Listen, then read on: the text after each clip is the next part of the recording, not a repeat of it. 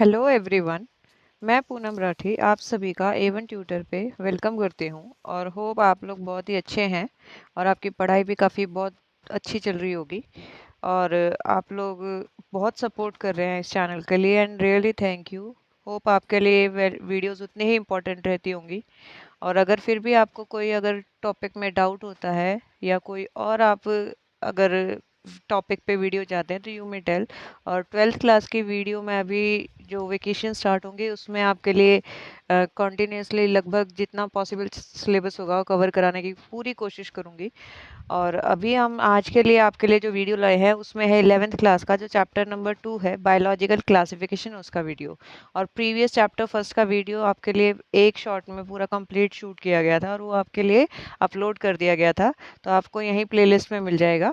और अगर आपको और भी कोई टॉपिक में फिर भी वहाँ कोई डाउट हो तो आप मुझे कमेंट सेक्शन में लिख के बता सकते हैं। And really thanks for your support. आपको ये वीडियोस ऐसे ही पसंद आती रहे, इसी के लिए हम आपके लिए मेहनत करते रहेंगे। तो let's begin with the video for today, that classification system, right. जो बायोलॉजिकल क्लासिफिकेशन चैप्टर नंबर 2 है उसका फर्स्ट टॉपिक है ये। और मैं इसलिए 11th-12th का अब आपको किसी बुक की हेल्प से करा रही हूँ ताकि उसमें एक्सप्लेनेशन भी जो है वो बहुत ज़्यादा है और जो एग्जाम्पल्स वगैरह हैं और जो टॉपिक्स हैं ज़्यादा कवर हो रहे हैं, क्योंकि एनसीईआरटी प्लस एडिशनल चीज़ें आपको 11th-12th में थोड़ी बहुत तो पढ़नी ही पड़ेंगी। जो भी बच्चे किसी भी एग्ज़ाम के लिए प्रिपेयर कर रहे हैं उनके लिए वीडियो बहुत ज़्यादा सपोर्टिंग होगी। तो let's begin with the today's video for. तो बायोलॉजिकल क्लासिफिकेशन क्या होता है? It is the scientific way. What is this? It is the scientific way. ठीक है। सबसे बड़ी बात सिस्टमैटिक भी होता है। तो ऑर्डरली अरेंजमेंट किस लिए? ऑफ ऑर्डरली अरेंजमेंट किनका? ऑर्गेनिजम्स का। It is the scientific way of orderly arrangement of organism into groups on the basis of their similarity and dissimilarity as well। यानी कैट्स सभी एक ही ग्रुप में क्यों आती है, उनके बीच में ऐसी क्या सिमिलैरिटी है? ठीक है। डॉग्स में ऐसी क्या डिसिमिलैरिटी है कैट से जो उनको अलग ग्रुप में रखा गया है? राइट। जितने भी वर्टिब्रेट्स हैं उनमें नॉन वर्टिब्रेट्स से क्या कैरेक्टर्स जो डिफरेंस है उनको अलग अलग कैटेगराइज करने के लिए तो दोनों चीज़ें देखी जाती है बायोलॉजिकल क्लासिफिकेशन में। कौन सी दोनों? कि उनके बीच में सिमिलैरिटी क्या है और जिसके वजह से उनको अलग रखा जा रहा है उसका रीज़न डिसिमिलैरिटी कौन कौन सी है। Right. In certain easily observable but fundamental characters, जो बेसिक कैरेक्टर है उनमें। ठीक है। Now there are 3 principal system. किसके लिए? आपके क्लासिफिकेशन सिस्टम के लिए, जिसमें 3 कौन कौन से हैं? The first one is artificial system, second one is phylogenetic and third one is natural. ठीक है। आपके तीनों सिस्टम कौन कौन से हैं? Artificial, phylogenetic and natural. सबसे पहले हम देखेंगे आर्टिफिशियल सिस्टम को। तो आपके आर्टिफिशियल सिस्टम में क्या क्या कवर होता है कि this system is based on one और फ्यू एक्सटर्नल मॉर्फोलॉजिकल कैरेक्टर। जो आर्टिफिशियल सिस्टम है, जो एक्सटर्नल अपीयरेंस के लिए जो कैरेक्टर्स हैं, जो भी मॉर्फोलॉजिकल कैरेक्टर है किसी भी ऑर्गेनिज्म के, विच में not have any phylogenetic significance, जिनमें कोई भी फाइलोजेनेटिक सिग्निफिकेंस नहीं है। फाइलोजेनेटिक वी कैन से कि इवोल्यूशनरी बेस्ड रिलेशन नहीं है। यहाँ जस्ट किसकी बात हुई है? जो एक्सटर्नल फीचर्स हैं उनका कोई बेस रिलेशन किसके रिगार्डिंग इवोल्यूशन से नहीं है। Now the earlier system of classification were artificial. ये हमारा सबसे कौन सा है? Old one, right. A for artificial. देखो आर्कियोलॉजी होता है स्टडीज ऑफ फॉसिल, है ना। फॉसिल कैसे होते हैं? पुराने। तो ओल्ड चीज़ों का स्टडी आर्कियोलॉजी होता है। तो वैसे आप ए से ध्यान रखिएगा, ये कैसा है? आपका अर्लियर सिस्टम है, सबसे पुराना सिस्टम है। तो it is the earliest system of classification were artificial system. And example कौन कौन इंक्लूड थे इसमें? थियोफ्रेस्टस। ठीक है। क्लासिफाइड प्लांट्स किस बेसिस पे? Trees, shrubs and under shrubs and herbs. उन्होंने थियोफ्रेस्टस ने 370 टू 287 बीसी के करीब प्लांट्स को 4 कैटेगरीज में डिवाइड किया था। आपकी ट्रीज, ठीक है, shrubs, under shrubs and herbs. Hope याद रहेगा। देन नेक्स्ट एग्जाम्पल किसका लिया इन्होंने? आर्टिफिशियल में ही एरिस्टोटल का। He is the father of biology. तो ही क्लासिफाइड एनिमल्स किस बेसिस पे? एक्चुअली में उन्होंने जो ब्लड का कलर होता है उस बिहाफ पे किया था। तो लेट्स सी क्या क्लासिफाई किया। तो आपका क्लासिफाई किया एनाइमा में और एनाइमा में। इनाइमा में और एनाइमा में on the basis of presence और absence of red colour blood. जो भी ऑर्गेनिज्म है या तो उनके अंदर रेड कलर का ब्लड है या विदाउट रेड कलर का ब्लड है, यानी अदर देन कोई भी कलर का है। ठीक है, तो उन्होंने क्या किया, एनाइमा and एनाइमा। एनाइमा means with red color and एनाइमा this one means without red color, no red, this one with red color। देखो E for erythrocyte हो रहा है तो E से ध्यान रखिएगा। ठीक है, नाउ लीनियस। तो Carl Linnaeus system of classification किस पे प्रेजेंट था, based on sexual character and also termed as sexual system of classification. It is an artificial system of classification, right? Now artificial system of classification often result किस में, in placing of unrelated organism in a group। इसकी वजह से क्या होता है कि कई बार unrelated organism है उसको एक single group में रख दिया जाता है। Is that clear? होप ये पॉइंट समझ आया। मैं फिर से रिपीट करती हूँ, ये एक्सटर्नल मॉर्फोलॉजी पे बेस्ड है, इसमें कोई फाइलोजेनेटिक रिलेशन नहीं है। इसमें आप किस किस के बारे में पढ़ रहे हैं, थियोफ्रेस्टस के बारे में जिन्होंने आपकी ट्रीज, श्रब्स, अंडर श्रब्स और हर्ब्स में डिवाइड किया है। देन एरिस्टोटल जिन्होंने एनाइमा और एनाइमा में मतलब कैटेगराइज किया है। देन बात आती है लीनियस की, उन्होंने एक्चुअली में जो सेक्सुअल कैरेक्टर है उसके बेसिस पे इनको क्लासीफाई किया है। देन आ जाते हैं कि बेसिकली इनमें क्या कमी थी कि इसमें अनरिलेटेड ऑर्गेनिज्म अक्सर सिंगल ग्रुप में आ जाते थे because of morphological appearance, right. Now let's see the next one, that is phylogenetic system of classification. अब फाइलोजेनेटिक सिस्टम ऑफ क्लासिफिकेशन क्या है, लेट्स सी। तो फाइलोजेनेटिक वर्ड का मैंने अभी मीनिंग बताया था कि इवोल्यूशन बेस्ड, राइट। तो this system of classification is based on evolutionary descent, based on evolutionary descent of group of organism, जो evolutionary based relation है उस basis पे। in this system organism belong to the same taxa।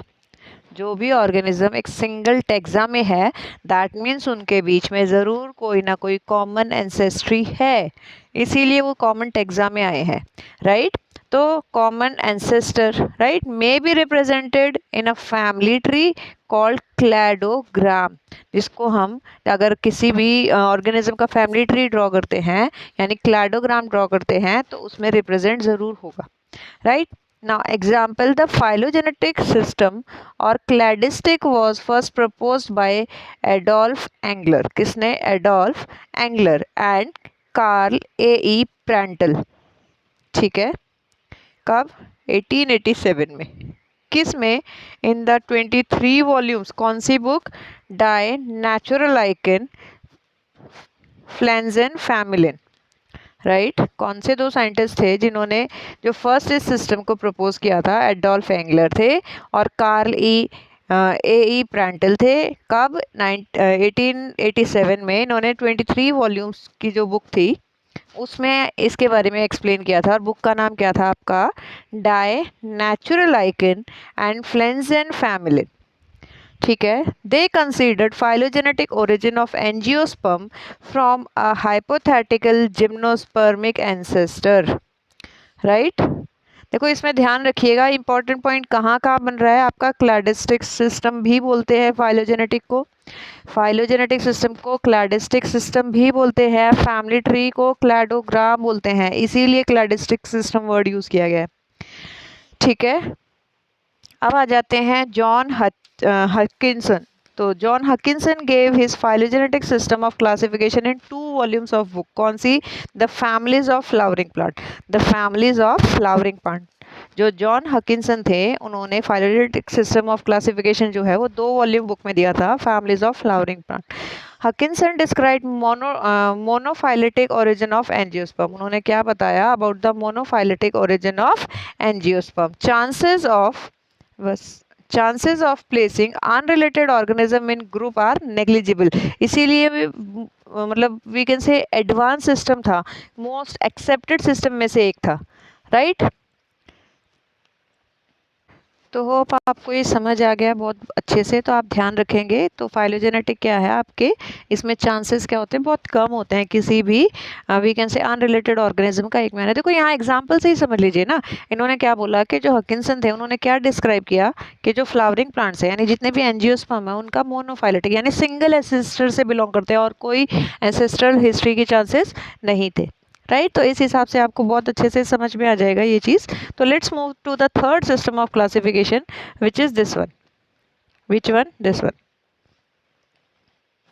तो natural system of classification क्या है? Let's see. Natural system of classification is a system of classification based on overall morphological and anatomical character. ठीक है, ये क्या करता है natural system? इसमें मॉर्फोलॉजी प्लस में हमने एनाटॉमिकल कैरेक्टरिस्टिक को देखा, जिसकी वजह से which indicate natural relationship among the organism. ठीक है, initially it is used overall morphological similarity only, कि भाई जितने भी फ्लावरिंग प्लांट हैं उनके जो लीफ की स्ट्रक्चर है या स्टेम स्ट्रक्चर है या जैसे भी जो एक्सटर्नल फीचर अपीयरेंस है उस बेसिस पे रखा गया।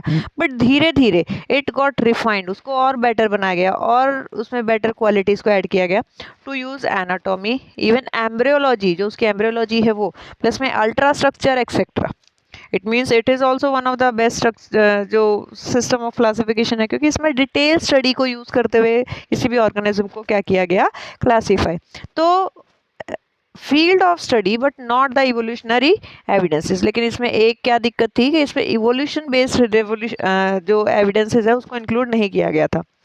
ठीक है, now the next thing is कि इसमें कौन इंक्लूड होता है? Just let me move the screen. तो डी जूसियो 1699-1776 में, यानी इस ड्यूरेशन के बीच में उन्होंने क्या किया? जो भी फ्लावरिंग प्लांट्स है ना, जो भी फ्लावरिंग प्लांट्स है उन्होंने उनको डिफरेंट ग्रुप्स में क्लासीफाई किया, डिवाइड किया। किस बेसिस पे? On the basis of monocot, dicots, यानी सीड के कॉटिलिडन कितने हैं, ओवरी पोजीशन क्या है। राइट, अगर ध्यान हो आपने, अगर बट अभी चैप्टर आगे 11th में आप पढ़ेंगे, जो ओवरी की पोजीशन है जो थैलेमस के बिहाफ में सुपीरियर है, इन्फीरियर है, जो बाकी जितने भी वर्ल्स हैं उनके बिहाफ में कैसी है। राइट, तो उस बिहाफ में आपने इन्होंने क्लासीफाई किया ओवरी पोजीशन, प्रेजेंस और एब्सेंस ऑफ पेटल्स। ठीक है, तो नेक्स्ट है आपका एग्जांपल इसमें George Bentham and JD Hooker. किसका एग्जांपल है? George Bentham and JD Hooker का। 1862 और 1883 gave the most important natural system of classification, यानी इस ड्यूरेशन में उन्होंने जो इंपॉर्टेंट सिस्टम ऑफ क्लासिफिकेशन वो कौन सा था? ऑफ एंजियोस्पर्म पब्लिश किया। किस में? In his book Genera Plantarum. ठीक है, नेक्स्ट आ जाते हैं the last point. Natural system of classification provide little chance of placing unrelated group of organism, यानी same as that of phylogenetic, यहाँ पे एरर का चांसेस क्या हो जाता है? कम हो जाता है। होप ये पॉइंट समझ आ गया। इसमें आपने कौन कौन से साइंटिस्ट पढ़े? देखो आपने जो फाइलोजेनेटिक था उसमें कौन कौन पढ़ा था? आपने एडोल्फ एंगलर पढ़े थे, कार्ल जो प्रेंटल है वो पढ़े थे, और जॉन हकिंसन पढ़े थे। वहीं आपने आर्टिफिशियल में कौन कौन पढ़ा था? Aristotle, Linnaeus and Theophrastus, 3 scientist पढ़े थे। देन नेचुरल में आपने कौन कौन पढ़े? जूसिए, बैंथम एंड हुकर, एंड आपके जो एग्जाम्पल है जो हुकर वाला है वो कौन सा है? जेनेरा प्लांटरम। होप ये तीनों सिस्टम ऑफ क्लासिफिकेशन आपको अच्छे से समझ में आ गए हैं। तो let's move to the next few points, जिसमें हम लीनियस के बारे में, अर्नेस्ट हैकेल के बारे में, इनके बारे में पढ़ेंगे। राइट, तो लेट्स सी द नेक्स्ट। तो नेक्स्ट पॉइंट हमारा आ जाता है कि several classification system have been propose from time to time which are discussed as follow. सबसे पहला आ गया आपका two kingdom system of classification. सबसे पहला कौन सा आ गया? The two kingdom system of classification comprising of kingdom Plantae and animal, यानी जितने भी दुनिया में लिविंग ऑर्गेनिज्म हैं उनको सिर्फ बेसिकली 2 कैटेगरीज में डिवाइड कर दिया। कौन कौन सी 2 कैटेगरी? एक प्लांटे और दूसरा एनिमेलिया में। ठीक है, देन आपने क्या किया कि द ऑटोट्रॉफिक ऑर्गेनिज्म वो सारे किस में रख दिए? प्लांट जो आपका किंगडम है उसमें। और जितने भी आपके नॉन फोटोसिंथेटिक ऑर्गेनिज्म बच गए वो सारे किस में आ गए? आपके एनिमेलिया किंगडम में। नेक्स्ट पॉइंट है कि अर्नेस्ट हैकेल कब? 1866 में ही propose the 3 kingdom system, Linnaeus 2 kingdom, Haeckel 3 kingdom, and finally फिर आपका जो मोस्ट एक्सेप्टेड सिस्टम है उसके बारे में पढ़ेंगे, लेकिन उससे पहले 4 किंगडम सिस्टम है, लेकिन 6 भी आएगा। ठीक है, तो ऐसे बहुत सारे सिस्टम ऑफ क्लासिफिकेशन आएंगे। तो लेट्स सी कि अर्नेस्ट हैकेल ने क्या किया। 1866 में उन्होंने दिया 3 kingdom system of classification. He introduce the third kingdom. कौन सा थर्ड किंगडम? प्रोटिस्ट। उन्होंने थर्ड कौन सा किंगडम दिया? He gave about the protist. Now including unicellular eukaryote protozoan and algae, इसमें उन्होंने क्या इंक्लूड किया, जो यूनिसेलुलर यूकैरियोट है उनको। देन आया four kingdom system of classification, किसने दिया था, कोपलैंड ने, हर्बर्ट कोपलैंड ने 1956 में। इन दिस क्लासिफिकेशन सिस्टम जितने भी बैक्टीरियाज हैं, माइक्रोब्स हैं, जिसको किसके अंडर रखा गया, किंगडम मोनेरा के अंडर रखा गया, और इसके हिसाब से उन्होंने कौन सा सिस्टम क्लासिफिकेशन दिया, यानी अभी देखो आपका प्लांटे ही था, एनिमेलिया था, उसमें कौन ऐड हो गया, प्रोटिस्टा, और फाइनली फोर्थ किंगडम कौन ऐड हुआ, मोनेरा। और लास्ट आपका पढ़ते हैं आर.एच. विटेकर के बारे में। इन 1969 divided all the organism into 5 most important kingdoms, जो आज के टाइम पे भी हम मोस्ट एक्सेप्टेड में से और यूज करते हैं बेसिकली स्टडी में, the Monera, Protist, Fungi, Plantae and Animalia. आपके Monera, Protista, Fungi, Plantae and Animalia. तो इस तरीके से आपके डिफरेंट सिस्टम ऑफ क्लासिफिकेशन आ गए। आप इसमें बस सीक्वेंस ध्यान रखिएगा, पहला किसने दिया था, कार्ल लीनियस ने, देन अर्नेस्ट हैकेल ने, देन आपका कोपलैंड ने, और finally R H. Whittaker. Linnaeus, Ernst Haeckel, Copeland, R H. Whittaker. ठीक है, now let's move to the next thing, जो आपके एनसीईआरटी में भी टेबल गिवन है और इम्पॉर्टेंट टेबल है, जो अक्सर पूछी जाती है आपके। इस टेबल में क्या है, लेट्स सी कि कैरेक्टरिस्टिक जिसके लिए 5 किंगडम क्लासिफिकेशन किस बेसिस पे बनाया गया था वो। ठीक है, किस जो बेसिक कैरेक्टर्स हैं जिनको यूज़ करते हुए 5 किंगडम क्लासिफिकेशन विटेकर ने कब दिया था, 1969 ने जो प्रपोज किया था, वो किस बेसिस पे बनाया गया था वो। तो let's see, the first character is cell type. पहला कैरेक्टर कौन सा है, सेल टाइप। सेल टाइप में आप देख लीजिए, मोनेरा सारे आ जाएंगे प्रोकैरियोट्स, प्रोटिस्ट आ जाएंगे यूकैरियोट्स, फंजाई, प्लांटे, एनिमेलिया आ जाएंगे यूकैरियोट्स। यानी लास्ट के चारों सारे यूकैरियोट्स हैं, जिसमें true cell wall cell membrane है, एक वेल डेवलप्ड न्यूक्लियस स्ट्रक्चर है, सारे सेल ऑर्गेनेल्स हैं, सब कुछ। और यहाँ सारे जो प्रिमिटिव ऑर्गेनिजम्स है, जिसमें कोई ऑर्गेनाइज्ड सेल ऑर्गेनेल्स नहीं है, कोई एनक्लोज्ड क्रोमोसोमल स्ट्रक्चर नहीं है, एक जस्ट न्यूक्लियर मटेरियल कहीं पे भी फ्रीली प्रेजेंट है, जिसको न्यूक्लियोलस कहते हैं, सिंगल क्रोमोसोम होता है। तो बहुत सारी चीज़ें हैं प्रोकैरियोट के बारे में। The next thing is the cell wall. अब जो प्रोकैरियोट है उनकी सेल वॉल जो किसकी बनी होती है, नॉन सेल्यूलोजिक मटेरियल की, किन सब चीज़ों की, पॉलीसैकेराइड प्लस अमीनो एसिड की, किसकी, पॉलीसैकेराइड प्लस अमीनो एसिड की। लेकिन अगर बात करें प्रोटिस्ट की, तो प्रोटिस्ट में आ जाएगी कि the cell wall may be present, है ना, अगर है तो सब में दे हैव, लेकिन बाकी में हो सकता है नहीं भी है। फंजाई में सभी में सेल वॉल प्रेजेंट है, किसकी है, काइटिन की। ठीक है, और जिसे फंगल सेल्यूलोज भी कहते हैं, यहाँ पे ये क्वेश्चन बन जाता है, जो फंगल सेल्यूलोज है वो क्या है, तो दैट इज काइटिन। ठीक है, the next thing is, next thing क्या है आपकी, just a moment, the next thing is, जो आपकी सेल वॉल बचती है प्लांटे की, जिसमें सेल्यूलोज की होती है, और एनिमेलिया में कोई सेल वॉल नहीं होती है। एनिमल्स में सिर्फ cell membrane outermost structure है, कोई सेल वॉल प्रेजेंट नहीं होती। तो होप ये पॉइंट समझ आ गया। Let's move to the next point. The next point is nuclear membrane. Nuclear membrane क्या होती है, एब्सेंट होती है, किसके केस में, मोनेरा में। अभी मैंने थोड़ी देर पहले बताया प्रोकैरियोट है, प्रिमिटिव है, कोई न्यूक्लियर मटेरियल नहीं है, तो इसका मतलब न्यूक्लियर मेम्ब्रेन है ही नहीं, बट बाकी सब में प्रेजेंट होती है, क्योंकि सब में एक वेल डेवलप्ड न्यूक्लियस प्लस उसमें सारे सेल ऑर्गेनल्स है। देन बात आ जाती है बॉडी ऑर्गेनाइजेशन की। तो बॉडी ऑर्गेनाइजेशन कैसा है, सेलुलर, सेलुलर, और यहाँ से सारा शुरू हो जाता है multicellular, loose tissue, tissue organ and organ system Animalia में, राइट। देखो ऑर्गन सिस्टम का मतलब है excretory system, digestive system, obviously plants में तो नहीं होता ना, तो इसमें टिश्यू और ऑर्गन्स है, यहाँ टिश्यू, ऑर्गन और ऑर्गन सिस्टम भी है, किसके केस में, एनिमेलिया के केस में। Now to the next point which is last one, the mode of nutrition. अब मोनेरा जो है, as they all are prokaryote and bacterias are included in this. तो इसमें कुछ बैक्टीरियाज कैसे होते हैं, ऑटोट्रॉफिक होते हैं, एंड अदर आर हेटरोट्रॉफिक। तो ऑटोट्रॉफिक दो टाइप के होंगे, कीमोसिंथेटिक भी होंगे और फोटोसिंथेटिक भी होंगे।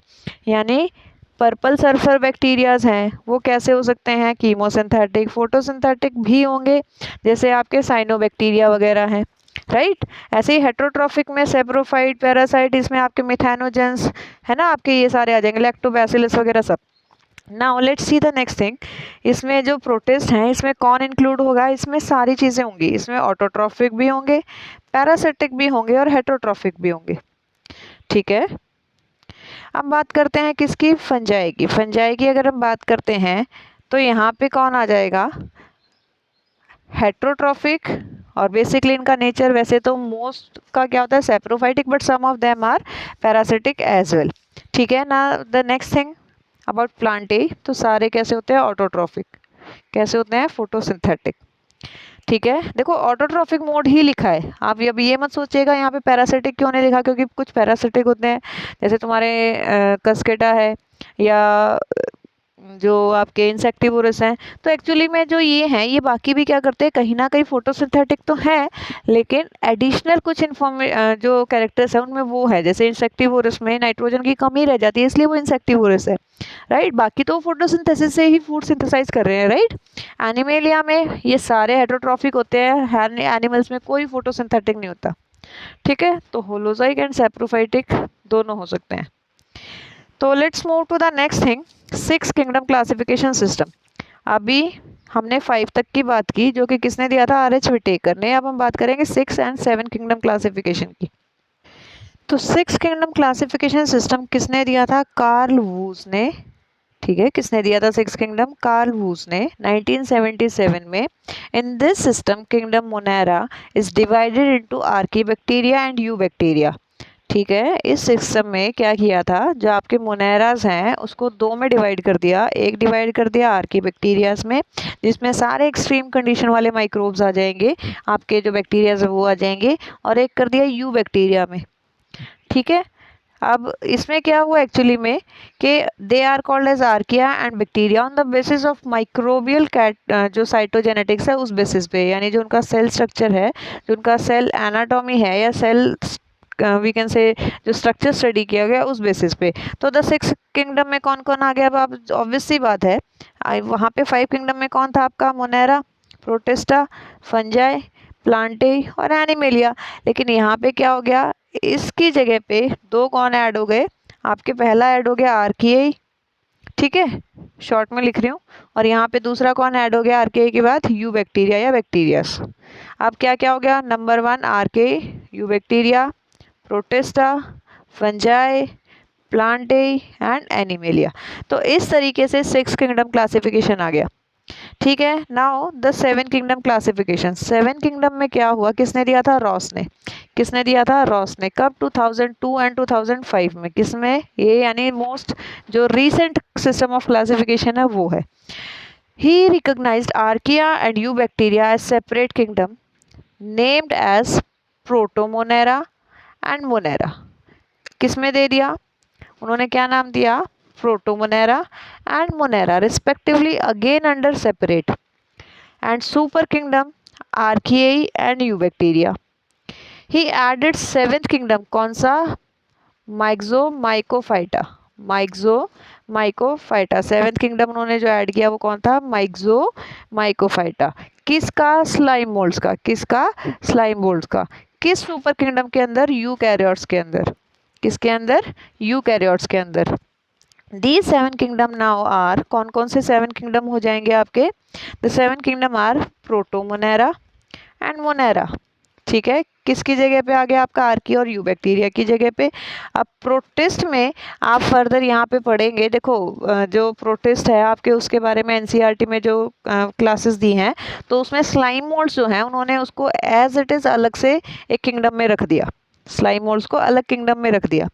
ठीक है, तो यहाँ पे क्या हो गया, पहला प्रोटोमोनेरा, मोनेरा, देन प्रोटिस्टा और माइक्सोमाइकोफाइटा, देन आ गया फंजाई, प्लांटे एंड एनिमेलिया। ये तीनों तो एज इट इज हैं।